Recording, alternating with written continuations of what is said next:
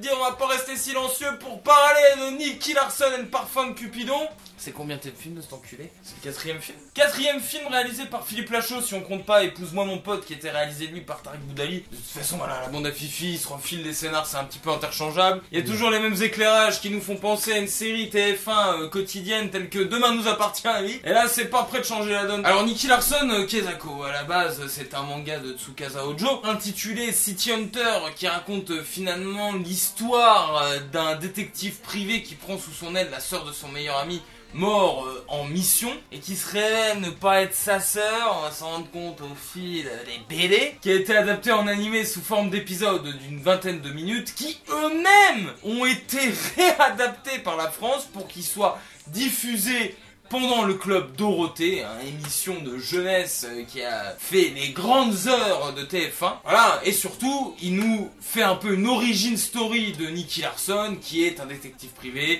obsédé sexuel, et qui va prendre sous son aile Laura. Donc finalement, Philippe Lachaud arrive à nous raconter l'histoire de base de City Hunter, mais en fait se rapproche plus de la version aseptisée de TF1, qui était elle-même une version aseptisée du manga. Donc finalement on arrive à raccrocher les wagons dans toute cette histoire, et Nicky Larson dans cette origin story va être mandaté par Le Tellier, fils d'un scientifique qui a créé un sérum d'amour intitulé Le Parfum de Cupidon, qui rend irrésistible celui qui s'en asperge. C'est un pitch original, c'est-à-dire que c'est pas adapté d'une histoire du manga animé ou du manga papier. C'est une histoire créée de toutes pièces par Philippe Lachaud qui se rapproche un petit peu de celle de Cyprien, qui se rapprochait elle-même de Dr Jerry et Mr Love. Donc on est dans quelque chose qui est pas quand même complètement original. Le scénario est somme toute très con. Ce qui va être intéressant là-dedans, c'est ce que va en faire Philippe Lachaud. Et malheureusement il en fait pas grand chose. Tout ce qui peut se rapprocher de l'œuvre d'origine est sans cesse anéanti. Par exemple l'assassinat de Tony par la main noire, qui va être l'organisation méchante principale de Nicky Larson. C'est le seul moment où ils arrivent à créer une ambiance où la pluie tombe, où c'est ténébreux, où c'est un petit peu sombre et c'est intéressant. C'est vite balayé et on est dans un truc très premier degré qui est en même temps prêt à rire, donc on sait pas trop dans quelle ambiance on est.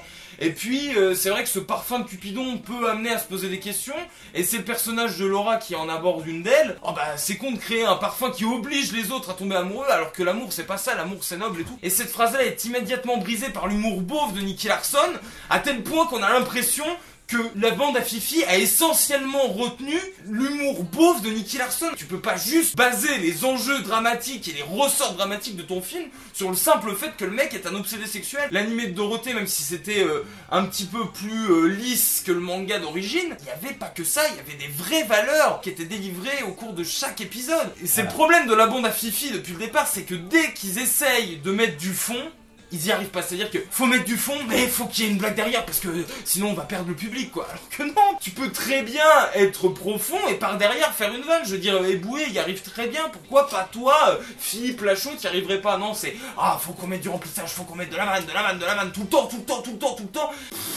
des points qu'on n'en peut plus, qu'on ressort de là, c'est un peu d'air, de l'air, c'est juste une question de survie. Alors certes, oui, il y a quelques gags visuels, et même quelques répliques qui marchent plutôt bien. Un méchant qui traverse un pare-brise et qui vole à côté de la caisse au ralenti et qui au final se prend une pub pour le Saint-Ol. Vous avez marqué Saint-Ol fait du bien.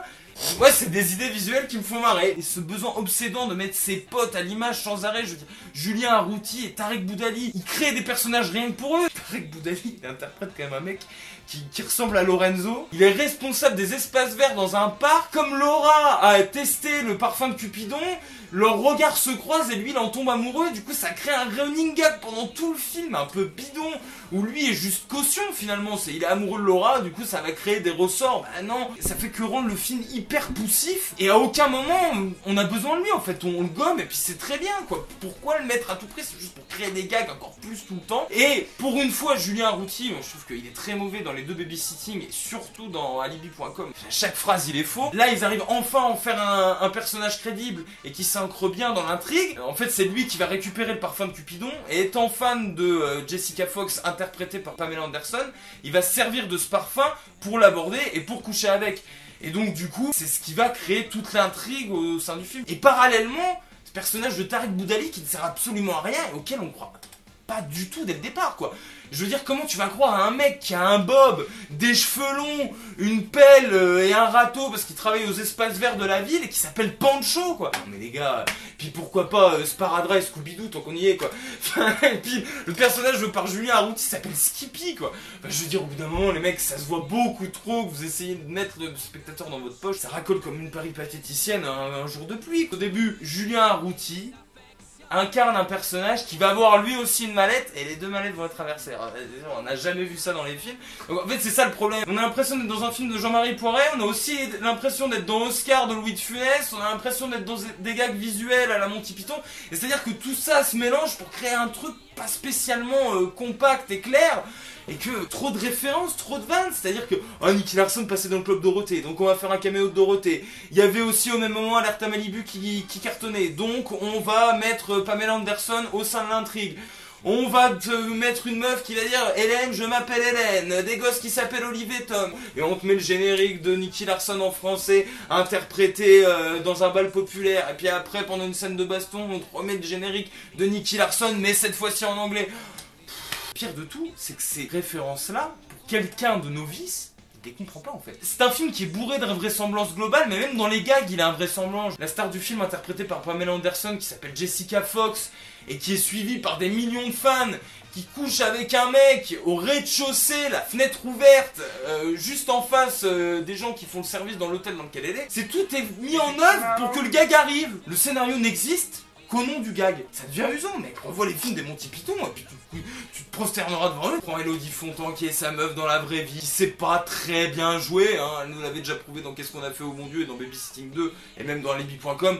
C'est pas une meuf qui étonne par son charisme et son jeu d'actrice. Il est pas amoureux d'elle pendant tout le film, Laura il en a rien à foutre. Et dès qu'elle se met en robe de gala, et bah il la trouve bonne. Ah bah ouais, elle a des pangertelles et puis elle a un wonderbra comme as, alors forcément, ah bah et la représentation des femmes selon Philippe Lachaud. Et l'homosexualité est vue comme un truc qui peut constituer un gag parce que pour prouver que le parfum fonctionne, Didier Bourdon qui incarne le tellier va s'en asperger. Et du coup, bah Nicky Larson va tomber amoureux de lui. Quelle est la pire faiblesse de Nicky Larson? Bah c'est pas de tomber amoureux d'une femme, c'est de tomber amoureux d'un homme. Il y a quand même un truc assez primitif, quoi. L'âge de pierre selon Philippe Lachaud. Mais Nicky Larson n'est pas complètement acheté. Moi qui m'attendais, voilà, à m'arrêter là et me dire Nicky Larson est une daube, n'allez pas le voir. Et bah non. Justement, et c'est là où je rage d'autant plus sur cet aspect-là, c'est que si ça n'avait pas été un film de Philippe Lachaud, je pense que ça aurait été un très bon film. Et c'est dommage parce que putain, les scènes d'action sont hyper bien réglées, quoi. Je veux dire, t'as une scène en vue subjective de Nicky Larson qui tatane des mecs en appuyant sur un mont de charge. À chaque fois qu'il appuie sur le mont de charge, t'as la caméra qui va vers son pied. Et après, on se recentre sur le méchant qui est aimanté par le mont de charge. Puis après, il fout des coups de tatane. C'est jamais au ralenti, c'est hyper cut. La caméra accompagne les combats. Enfin, c'est ça qu'on attend, quoi. Là, on voit les films de Besson ou certains films ricains surdécoupés où ils comprennent absolument rien aux chorégraphies. Il prend pas le spectateur pour un con, c'est-à-dire que tu es venu voir une comédie d'action, bah, putain, au niveau de l'action, tu vas manger dans la gueule, quoi. Alors oui, il y a certains establishing shots et puis certains effets de balles au ralenti qu'on a déjà vu un peu ailleurs, mais dans les combats à main nue, à proprement parler, là tu dis putain c'est la bande à Fifi qui a fait ça, quoi. C'est comme si on prenait le chorégraphe de Twerk mais en se grattant les couilles et en racontant une blague carambar, quoi. C'est ça Nicky Larson. Un film qui prend l'action au sérieux mais pas assez l'humour et son dosage. Ça reste un film quand même d'une sincérité absolue. On sent que le mec est un enfant du club Dorothée qui a kiffé ça, qui regardait ça et qui s'est dit putain un jour je vais faire Nicky Larson en film. C'est pas un film qui a été fait pour faire du pognon, sinon il aurait tout bâclé. Juste un film incompréhensible, c'est tout. C'est de dire putain il y a du talent par moment, puis alors des fois putain on a l'impression que c'est les grosses têtes qui ont fait un film, quoi. Ouais, la critique sauvage c'est terminé pour aujourd'hui ma gueule. On se retrouve sur notre page YouTube Production Lagrange, laissez des commentaires etc, likez. Et allez sur notre page Facebook également, c'est la fête du slip. On vous promet plein de surprises pour cette année. À très vite mes amis. Gros bisous, je vous aime, vive le cinéma et vive la France. Qui sont-ils pour me faire des procès? Qui sont-ils? Est-ce qu'ils étaient à ma place en pleine jungle? Ils nous jugent, ça fait de quoi ils parlent.